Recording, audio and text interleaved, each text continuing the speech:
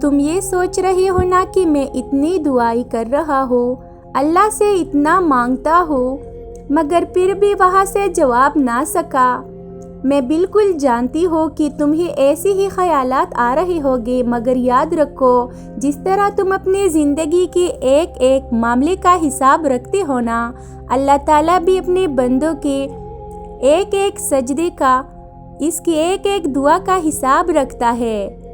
ارے وہ تو ایک آنسو سے مانگی دعا بھی نہیں بھولتا، پھر وہ تمہیں کیسے بھول سکتا ہے؟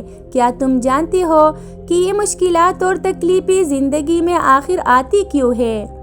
سنو، یہ جو دکھ ہوتا ہے نا، اس کے پیچھے بڑی ریزن ہوتی ہے۔ ہم معصوم انسان کہاں جان پاتے ہیں؟ یاد رکھو، اس دنیا میں کوئی انسان ایسا نہیں گزرا جس پر مشکلات نہ آئی ہو۔ اصل میں مشکلات، دکھوں کا آ جانا اللہ کی طرف سے صرف ہمارا ایک ٹیسٹ ہوتا ہے۔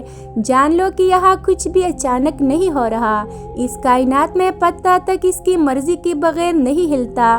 در حقیقت جو ہوتا ہے وہ اللہ کی علم میں پہلے سے ہوتا ہے۔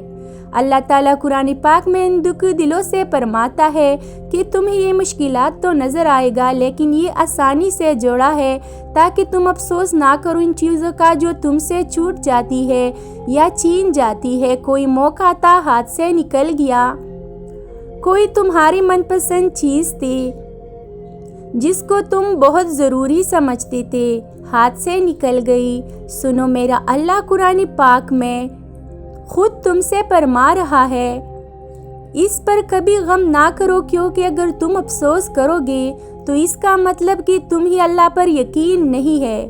اللہ فرماتا ہے کہ میں تمہاری قسمت اور تمہاری تقدیر تمہاری چاہت سے کہیں بڑھ کر لکھتا ہوں، اور اگر تم یہ گمان کرتے ہو کہ مشکلات آخر میرے ساتھ ہی کیوں، تو زندگی میں مشکلات کی ہمیشہ ایکسپائری ڈیٹ ہوتی ہے۔ غم مسلسل نہیں رہتا، یہ صرف تمہارا ایک ٹیسٹ ہے جس کا دورانیہ کسی کے لیے کم اور کسی کے لیے تھوڑا سا زیادہ ہو جاتا ہے۔ جو جتنی بڑی آزمائش سے گزرتا ہے وہ نوازا بھی اتنا ہی جاتا ہے۔ کبھی کبھار ہم انسان نہ اس دیرے کے پیچھے کے مصلحت کو نہیں جان پاتے۔ جان لو کہ اللہ تعالیٰ کبھی بھی تمہارا نقصان نہیں کرتا۔ سنو، تم ڈھونڈتے رہو نا کہ اللہ کی راضی ہونے کی وہ خاص نشانی کیا ہے کہ ہم جان سکیں گے کہ اللہ تعالیٰ ہماری دعاؤں پر راضی بھی ہے کہ نہیں۔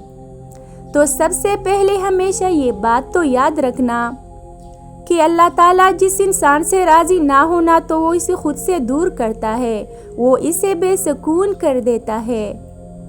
جان لو کہ اللہ اس انسان کی پکار اتنی زیادہ پیاری رکھتا ہے جو اسے آنسو سے یاد کرتا ہے۔ تمہیں پتہ ہے اللہ ایسی انسان کی پکار پر پوری کن کر دیتا ہے جو دکھوں میں اس کا شدت سے طلبگار رہتا ہے اور اس کے رحمت کا صبر سے انتظار کر رہا ہوتا ہے۔